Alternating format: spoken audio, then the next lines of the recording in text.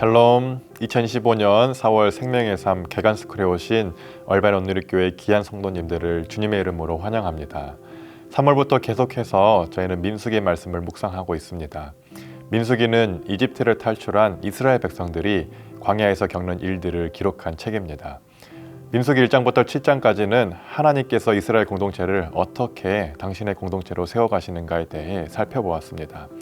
1장부터 4장까지 지파를 계수하고 성막을 중심으로 어떻게 진을 쳐야 하는지 알려주심으로 이스라엘 공동체가 하나님의 말씀을 중심으로 세워지는 공동체임을 보이셨고, 5장과 6장에선 이 이스라엘 공동체를 어떻게 거룩하게 유지할 것인지 거룩함과 정결함에 관한 규정이 그리고 7장에서는 성막에 바쳐진 예물에 대하여 기록하고 있습니다. 4월부터 우리는 민수기 8장부터 16장까지를 묵상하게 될 텐데요. 8장과 9장에는 제사장을 성별해 위임식을 진행하는 과정이 기록되어 있습니다. 이스라엘 공동체가 거룩한 제사장 공동체가 되기 위해서는 하나님을 섬기기 위해 구별된 레위인들이 반드시 성별되어야 했기 때문입니다. 레위인의 위임 절차는 제사장 위임만큼 성대하지는 않지만 이들의 역할을 따로 구별하므로 공동체 안에서 레위인의 지위를 중요하게 세우고 있음을 확인할 수 있습니다.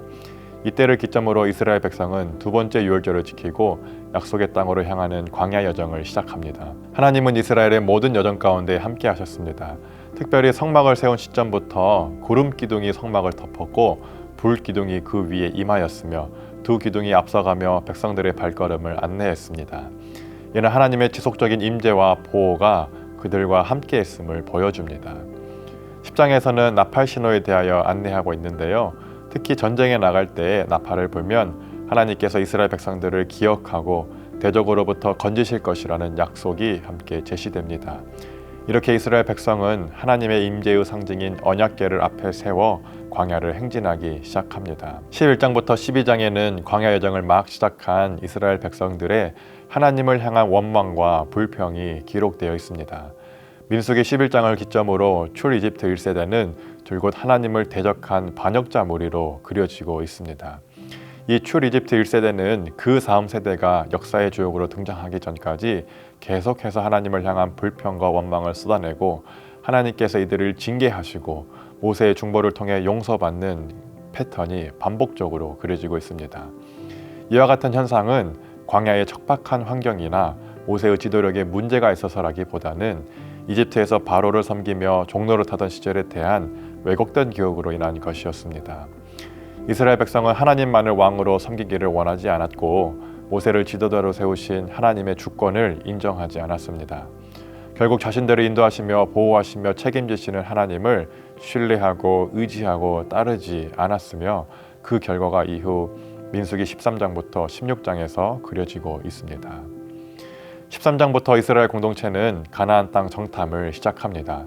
이 땅을 정탐한 이스라엘 백성들의 반응은 그 땅을 차지할 수 있을 것이라는 믿음과 기대보다는 또다시 하나님을 향한 불평을 쏟아놓습니다. 자신들은 절대로 그 땅을 차지할 수 없을 것이며 하나님께서 자기들을 죽이려고 한다는 불평입니다. 결국 그 땅을 정탐한 40일을 1일에 1년씩 셈하여 40년을 광야를 떠돌게 됩니다. 이 40년의 시간 동안 출 이집트 1세대들은 다 죽게 되고 새로운 세대가 일어나게 됩니다. 그 땅을 차지할 수 있을 것이라 믿었던 단 두 사람, 여호수아와 갈렙만이 약속의 땅에 들어가는 일들이 일어나게 되는 것이죠. 하나님의 이 조치를 못마땅하게 여겼던 고라, 단, 아비람은 반역을 하게 되었고 하나님의 진노로 말미암아 땅이 갈라져 고라 일당을 삼켰고 또 반역에 동조한 지휘관 250명은 불에 타 죽게 됩니다. 또 백성들에게는 연병이 돌게 되는데요. 아론의 속죄로 인한 이 연병이 그치게 됩니다.